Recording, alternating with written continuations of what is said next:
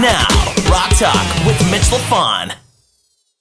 Okay. I hit record. All right. You are recording, baby. Yes, we are. We are, of course, well, let me do the whole thing. Welcome to Rock Talk with Mitch Lafon. As you can see, I am joined by the one and only Todd Kerns and Brandon Fields from Minefield. And if you had any chance to hear our conversation just before that, we actually were navigating a minefield, which is kind of interesting.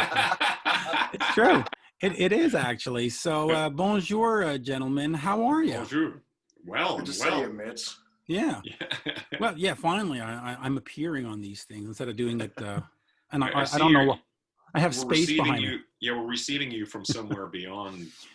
Yeah, I had the Mitch logo, and I had two heads here. And then when I did Rob Halford last week, they went, "You shouldn't have three bald heads on the screen." All right.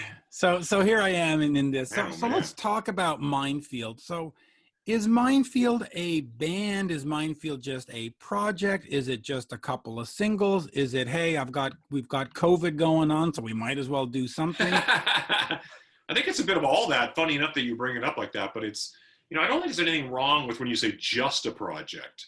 Like back in the day, you would see a lot of your favorite musicians would do these cool other things, and it could be really, really cool. And to be honest, the thing I do with Slash, even though it's been going on 10 plus years, for all intents and purposes, is a project. You know what I mean? Like it's what as Howard Leese once said to me, he goes, that's Miles's side hustle. And I go, yeah, it kind of is. It's like, and it's not a bad thing. It's Slash's side hustle now in a lot of ways, but not really. You know what I mean? Like we all, it's like having, I don't know, multiple wives or something.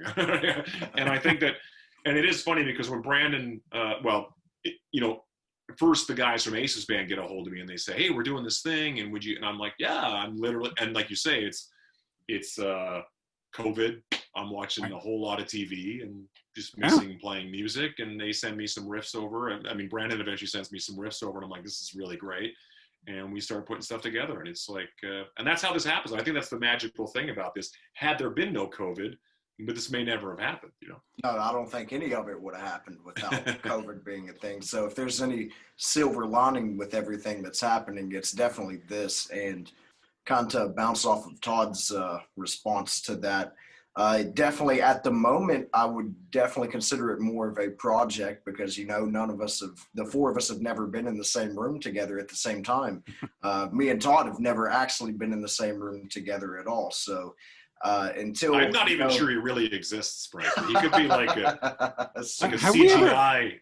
Have we ever been in the same? Oh, yes, we have. You did the Toke thing at the Brass Monkey. Yes. Yeah, and you came out to the that festival thing we did up there with the Slash guys. Yeah. Heavy Montreal. That's right. Yes. The thing I used to consult on before it stopped existing because now. Exactly. Yeah. Well, they skipped out on it for 2020. That was the plan, and then of course COVID hit, and now I was talking to the owner or whatever, and there's just no money coming in. So some of the festivals are going to have to go bye-bye. They're going to keep Osheaga, but. Yeah, it's a scary time for that. So hopefully hoping that even though things will close, I'm hoping there will be like these, revamped versions of them that will come up once things are back to some sense of normal, I hope. Well, in fact, where does that put a band like you, like Minefield or individually? Because up here, 8 out of 10 bars are scheduled to close or expected to close. Wow, that 80%. So routing, I mean, one night in Regina, one night in Halifax is not a tour, right? I mean, that's well, it is, but it sounds like a terrible tour. Yeah. Well, yeah, but you're going to see the same things going on in the States. You're going to have a night in St. Louis, and then the next night in Boston, you're going to go. I know, yeah. So the bars are closing, and I don't think next year stadiums or arenas. I just don't. Today they announced Sweden Rock. I just don't see it. So that sort of leaves that sort of B. The A market's gone, the C market's gone, so it's got the B market. So how do you navigate that, if you can navigate that? That's a really good question, and it's been fascinating because I'm in Vegas currently right now. So And, you know, every casino has multiple venues in it, whether it's a guy playing acoustic guitar over there or somebody playing piano over there. There's a duo or a little jazz quartet. You know, I mean, there's multiple places to play. So a bunch of my friends in this city are musicians. So I've been slowly and quietly, like, just paying attention to how things are kind of quietly kind of firing back up. And I don't know, like, some things are firing back up. I don't know if fire is the right word. You know, they're kind of happening. And then I'm kind of like tentatively wondering if it's just going to go away because of how weird everything is. But, you know, there will be a new normal. And I think that will eventually lead to whatever normal is. So it's a really good question. I think that we have to just be sort of patient and just see what happens. I'm a relatively optimistic guy. So I always kind of think that, you know, there's punk rock shows happening in basements right now. I mean, that's just guaranteed to be happening. That's the way it's always going to be. But for the rest of us, I don't know. Like a hockey arena or a stadium is probably unlikely for a while. For a long while, at least in some countries. I don't know about, you know, Sweden rock. I don't see how that's going to happen, because you also have to have permission to fly into the country and fly out of the country. And that's a big problem right now, is people from America aren't really allowed anywhere. So, well, I actually looked at the list on that concert, and I was kind of like, I don't think there was a whole lot of. I mean, Devin Townsend from Canada is coming, and well, there was Night Ranger, and it's just like, good luck. Interesting. Night Ranger played Sturgis this year, and I think they were one of the bands that kind of were trying not to promote it that much, but then it ended up coming out anyway, of course, because there was over 100,000 people there. But I think something that you're really going to start to see more of is, like you said, there's not going to be as many towns, you know, as open as some of the other ones are. So I think something that you might see more of is bands doing maybe 2 shows a night, like from where there's limited capacity, and it might turn into a situation like that to where you're spending more than just one night maybe. You know, I recently reported on a Steel Panther show, and I've looked at their routing, and they are doing afternoon and daytime shows in venues. So they'll have a 2:00 show, and then they'll have a 9:00 show. And I think, you know, if it's doable, if it's sellable, that might be the way to go. It's funny. In the age of electric, we used to do that all the time, because they wouldn't allow, as you know, in Canada, very strict rules about underage kids in bars. Mm-hmm. But we worked out deals where we would play in the afternoon to teenagers, and then play the same night for the bar crowd. So, I mean, it's kind of like the 60s or something, or the 50s maybe. Like, you would play like 20-minute shows or 25-minute shows, but I don't foresee that. But I think that, I mean, obviously the guys at Steel Panther, they are not idiots. Those guys have really kind of written their own ticket in such a big way that I'm sure that they know if they're stopping in Des Moines, Iowa, they're going to play twice if they have to kind of make ends meet. I think that makes sense to me. It makes sense. So where does that leave Minefield now? So is there an album coming out, or is it just these singles? We've got a 10-song album that will be out in February on Golden Robot. So we've got a few singles. You know, the first one, Alone Together, came out in September. Home will be out November 16th. Then we'll have another one out first of the year sometime. And then we'll have a 4th single that will coincide with the album release in February. So there's 10 tracks, 9 originals, 1 cover on the album. So it's a full album. He's a pro, this Brandon Fields. He's just rattling off information. Hey, dude, it's from watching all those Todd Kerns interviews all the time. So.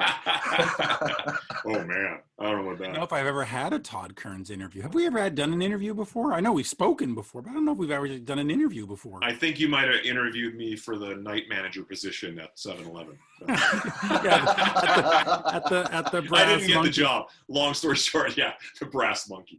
I didn't get that job. Speaking of the Brass Monkey and your bandmate in Toke, or Toke, whatever you want to call it. Well, exactly. Spelled Toke. But here's the French-Canadian argument. Here we go. Yeah, here we go. No, but Sir Charco in the band, who has worked, with Shania Twain and Mutt Lange and some of those albums.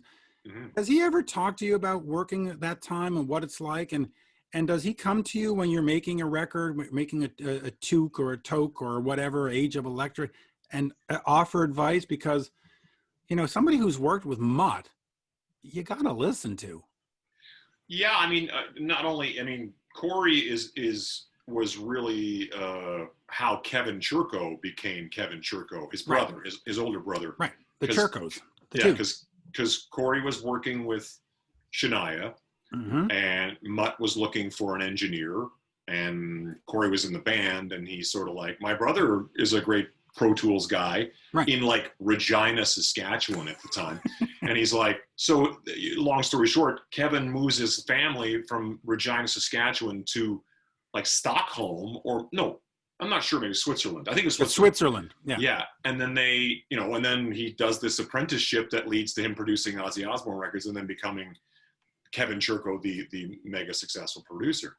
And a great producer. An amazing producer. So Corey produces all the Toque stuff. I mean, he is as able-bodied in every possible way that Kevin is in a very different way. But I mean, because Corey wears a musician hat, he's sort of more that guy. But he's really, really talented in that area as well. But does he offer you any advice on how to produce stuff and how to make stuff? And it's funny because I have a lot of questions about Mutt, because what's interesting to all of us, I think, as music fans, is the idea of like, how do you go from doing the kind of like Highway to Hell, Back in Black kind of what we could consider bare bones rock and roll. Yeah, or writing a song like "Do You Believe in Love" for Huey Lewis. How do you go from that to and then just watching that progression? I mean, there's a whole other world of Muttness that you kind of, if you dig down that rabbit hole, you find a lot of crazy stuff. But even that song "Lovin' Every Minute of It" by Loverboy is apparently just a song that Mutt just kind of gave to them, like, here's a song. And they recorded it. I just got this lying around. I mean, it's really fascinating to listen to it. I think there's a lot of very intimidating stories that Corey would tell me, stuff like, where you come up with a really great song and you go, hey, Mutt, listen to this. And he goes, well, that part's great for a verse. The chorus of the song, the most important part of your song that you worked really hard on. He goes, well, that's a good verse. Now let's find some other pieces. And you're like, basically just, cutting up pieces of this child you just gave birth to. And it's like, no, it's part of this. And I'm like, oh, that sounds awful. But I mean, the proof's in the pudding with a guy like that. Well, and I'll tell you, and we'll move on back to the band. Last year, one of these mega bands was on tour, and I was sitting on the bus with one of these guys, and he had a solo album. And he played it for me, and it sounded okay. And then he A-B'd it. He played me the other. He goes, but I've been working with Mutt Lange. Listen to what he's done. And he played the same songs, and the first version, which was his version, was and then the Mutt version had all kinds of stuff coming in, and it was and you were just like, yeah. And, well, there's a reason these guys are 6th degree black belt of that world. I mean, what it's like. It's like I'm the guy that can listen to like Raw Power by the Stooges and go, no one should ever touch this. Sure, it sounds terrible, really, if you really want to get into it. Or the MC5's first album is basically a live album. It's like, even the first Sabbath album is largely just all recorded live off the floor, apparently. Same as the first Poison album. Is that right? Well, I think it was done like in 12 hours or something. Something like that. It was done within 2 weeks, like super fast. Isn't that interesting? And then you imagine it being like played on MTV at like, high volume, and you're like, this song was recorded in a couple of hours. Well, I always go back to the theory of we should go back to those days, because you look at Sabbath, you look at Led Zeppelin, you look even Poison, right? All this stuff was done within 48 hours, 9 days, 7 days. I wrote it on the napkin in the back of the, and then you hear these other bands. Oh, we've been in the studio for 12 years, and you're like, really? Just fucking. I know. I was actually like thinking about the first Zeppelin album. I have a whole other conversation about great first albums. Yeah. But I think Led Zeppelin they weren't together very long before they made that first album. Like under a year. I think it was very, very brief. Like that's why that Jimmy Page hadn't been in the Yardbirds. I don't think. Exactly. It had to be less than a year or two whenever that happened. So there's like, multiple blues covers on there and stuff like that. And they make this, insane album. But I think that's an interesting conversation, and I'm always one of those guys that I don't like sitting in the studio. I mean, it depends. If I'm getting paid, I'll sit in the studio for 12 years. Yeah. But the whole idea of I just feel like eventually you've just milked these songs of all their joy Life. and Yeah. 100%. And Yeah, I think when you feel start doing those songs multiple times, you can hear the life like leaving these songs. It becomes more of a chore, to finish recording them or something. Yep. So, and wasn't the first Led Zeppelin album just a Spirit covers album? Wasn't that what it really was? Pretty much, yeah. Well, What was both of the those, second, third, and fourth? the first two that's a Zeppelin hot records both take. came out that year. The what came out that year? Both the first two Zeppelin albums came out in '69, so they pumped out both of those things in the same year. Isn't that crazy? Yeah, I mean that's the other thing is back then, even looking at Aerosmith and Kiss and Cheap Trick back in those days, they were still knocking out albums at under a year apart. March and November. That's exactly every band. Yeah. I would be perfectly cool with that. I mean, unfortunately, sometimes the writing is tough to make happen, but you figure it out. Write some songs on the road. Go. Yeah. Cover Honeymoon Suite. That's the way to go. That's a given. That's a given. Talk to me then, just Todd, for you in terms of that, because you do Toke and there's Age of Electric and you do some other stuff and you do the Bruce Kulick, the Cruise. And how do you decide what gets your attention and what you just sort of go, I don't have time for? So, I mean, in this case of Minefield, I mean, did he show up with like 25,000 and said, hey, I want you to play guitar? Or is there sort of a commercial, or not a commercial, but an artistic point of view that goes, ooh, this could be interesting? Well, a lot of it, honestly, is because I didn't know Brandon in the initial phase of this, but I knew Jeremy and Matt both from Ace's band, and I knew Matt from other stuff. That's great. He's fantastic, yeah, and they're just those kind of guys that I love, and I love the idea of like doing something with them. So, it's kind of one of those things that became real mafia as far as like, do you vouch for this Brandon guy? Do you vouch for him? So once they vouched for him, I was kind of like, okay, cool, let's check it out. So then it was like sending things back and forth, and I, and literally it was just a perfect moment in time for it to happen. So it was kind of like, we very easily could have like done a couple things, and if a guy wasn't as ambitious as Brandon is, a lot of times you'll do stuff and it just kind of falls by the wayside because of the nature of people's schedules and whatever else happens. But Brandon just kind of like we kind of hit it off musically, and that was sort of where we're at. So let me ask you this, Brandon, because eventually I would think life's going to go back to normal and Todd's going to go do Toke and Slash and the whole thing. If Minefield connects with the fans and they want to hear more, does it become interchangeable parts without any disrespect and just say, listen, I got to keep moving? Or do you wait for these guys and say, okay, well, we'll do something in 3 years from now? Well, those other two guys, they're completely replaceable. Just kidding. What are their names? These guys that aren't here right now? Yeah. We'll just toss Matt out and get Joey Casada in there. Yeah. We love Joey. I think it definitely, so in the beginning when all this started, I made it clear to Golden Robot whenever we initially started talking about the record deal, there's an option that we have with them for a second album. Right. So I wanted to make it clear. I was like, look, even myself included, this is not our main gig. We all have pretty heavy schedules outside of this. I was like, I can't promise you that if we do another record that it will have this exact same lineup. So that was definitely discussed in the beginning. But as things kind of go on, I think I'm still hesitant, to call it a band because we've never been in the same room together. But I know just from now on, it's, we've done 10 songs together. It's the four of us on every song. So I feel like it's not a situation anymore nowadays, thankfully, to technology, to where if you're cutting a record, you got to go spend 3-4 months in Nashville, hashing it out.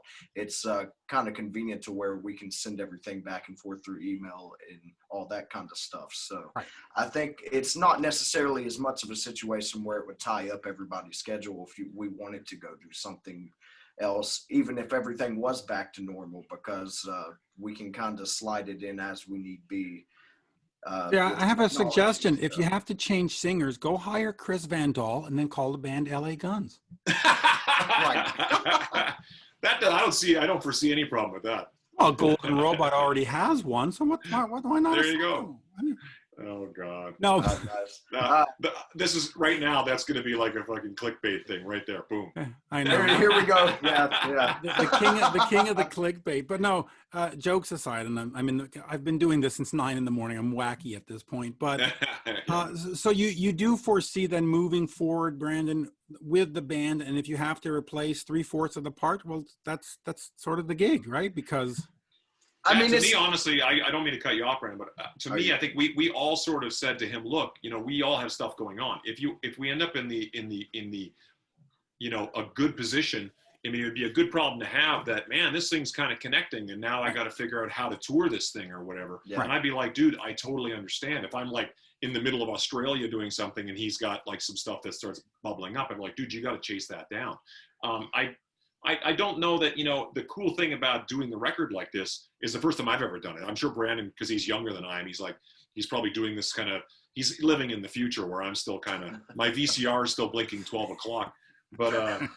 But making a record like this, I'm kind of like, well, a second record could be made like that. Why not? It really, in a lot of ways, I'm very thankful I haven't said this too much to Brandon, that, I love my couch and I love my family and I love the TV. And when I finally had the ability to shut everything down, I was like, I am happy as a clam just to chill here. But Brandon came along and said, poke, make these into songs. And I was like, oh, okay. And then it kind of just like, now I feel like really kind of like, yeah, let's make some more songs. And we're still kind of making songs. So now you can take the ball, Brandon. You can take the ball. Yeah. And Brandon, just real quick, we got 9 minutes before the Zoom shuts us down. So. Okay. Well, Matt actually went into the studio today to cut the final drum track for the 10th song on the album. So we're in that home stretch right now. And Anthony Fox actually just started on Monday mixing and mastering. There's another talent for you. Love Anthony. Yeah, very fantastic guy. And one of the cool things about this whole process is it kind of started where, it was more of just a business thing. But now, like, me and Todd text each other almost every day, and we're never talking about Minefield for the most part. It's always like Seinfeld or Star Wars or something like that. So or honeymoon suite. And Anthony as well. I've known Jeremy since I was about 13, so a little different with him. Even though this has allowed us to connect in a whole other way than we never had. But there's kind of the beauty in it that I've kind of become friends with all these guys now, and I can, talk to them comfortably about most anything. And yeah, I've known them for over a decade. Not friends at all. They never. Never. Oil and water. Oil and water. That's right. It's all about the toke. I owe Todd $5 every time I text him. So. Yeah, he has to text me through Cameo. It's the whole thing. That's right. Paid Zoom. This is costing him $25 right now. I don't know. Yeah. Yeah, I know. Please send donations to Venmo right here. Yeah. I sent him my PayPal to do the interview, actually. It's a good racket. It's the only time I got paid doing this stuff. Todd, how are the new Guns N' Roses songs you're hearing? Nice try. I haven't heard anything, dude. I haven't heard anything, but I'm always very sort of like, I'm like you. I'm like hovering around, waiting to kind of like, I keep waiting for like, being in the car and kind of like, oh, you should just play this, just press play here. And we'll just be like, what? But no, I haven't heard anything. I haven't heard anything, and don't know what the hell's going on. No, I know. So and you know what? With an album, if it ever comes out, or if it's sort of damned if you do and damned if you don't, because it's going to come out. And the first comment on Twitter is going to be, this sucks. Because the angry people always tweet first. They do, yeah. and then it's just going to be. They're tweeting about this right now. Yeah. They're reviewing a 2-hour-long movie 5 minutes after it comes out. So yeah, exactly. And it's always the negative guys that come out first. It's always. You just can't read the comments on any of that shit, man. And that's something I've kind of had to instill in myself now. So yeah, comments are bad.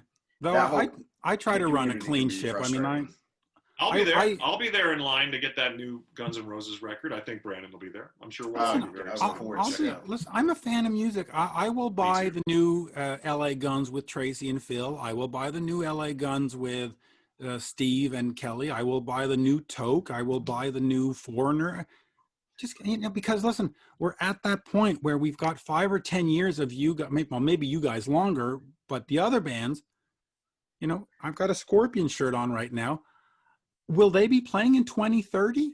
Probably not. So it's not the time to fucking bitch and moan. How many of us would like to go see Eddie Van Halen tonight? Absolutely. And we can't. And No, that's going to be happening to Kiss, and that's going to be happening to Foreigner, and that's going to be happening to Dawkins. So just shut the fuck up and go support them and stuff. Exactly. And support Tracy and Phil. So they all deserve support because it's all fleeting and it's all going to end. I'll have a calendar here and it's going to end. We got 10 years. So I know. And it's like every year it's just some, we keep going through some horrific tragedy in the music industry. And I'm like, these guys aren't getting younger. Ringo Starr's out, like he was supposed to be doing dates this year at 80 years old. Yeah. And I'm like, and Elton John. Yeah. Some of these bands that are rescheduling, Ozzy has rescheduled for 2022. I'm willing to bet it doesn't happen. And it's unfortunate. Yeah. But a good problem to have. Like I have no retirement plan. No. It's like I plan to be playing at an Applebee's at 80 years old in the corner. Is that Todd Kerns? See, I have a retirement plan. I have a good retirement plan. I know. Yeah, you're a grown up. You're the only grown up I know in this industry. I started investing when I was 21. So in 4 years, I'm out. We'll never hear of you again. You'll just vanish. Like Batman. Hey, listen, I live in a village of 500 people, so I could actually just disappear. Nobody wouldn't even notice. It's one of my greatest fears when I walk the dog. I would notice. You would notice. But see, when I walk my dogs through the cornfields and all I keep having this thing that if I had a heart attack right here, nobody would find me for like 2 weeks. Well, anyway. I hope your dog would run back like Lassie, and they'd be like, "Is it trouble at the old mill, boy? What's going on?" I know, but I don't know. Did Mitch have a heart attack? Yeah. But I mean, I know you've seen my Twitter every so often. You'll see, the dog walking us, me and cows, and I like that. Yeah, that sounds envious. It's peaceful. Yeah, just appreciating life. More people. I'm city folk. Like I grew up in a small town, and ever since I've been able to get to a city, it's just been city life. Like I just can't even wrap my head around the idea of the quiet. I'm in the suburbs in the city, but it's I've never lived in a city, and when I do go to shows and I have to stay at a Holiday Inn. I mean, the Coke machine keeps me up at night. You just hear that hum and you go, "Fuck, shut up." But anyway, cars outside. See, guys like us that have tinnitus, we have to stay in the city because we need that white noise. Exactly. I can't handle it. When I turn on the heater at night, like when it gets colder in Montreal, it buzzes a little bit and I can't sleep. So all winter I just can't sleep. Anyway, we're at 37 minutes. This is going to shut down because I have free Zoom because I'm a cheap bastard. But Minefield, folks, is coming out on Golden Robot, a great label out of Australia, by the way. Yeah, it is cool. Hey, buy, support, tweet, reshare the videos when they go up. Thank you, gentlemen. Toujours un plaisir, as we say in Montreal. Thanks for having us. Absolutely. Let me stop the recording a second, if I can figure out how to do that.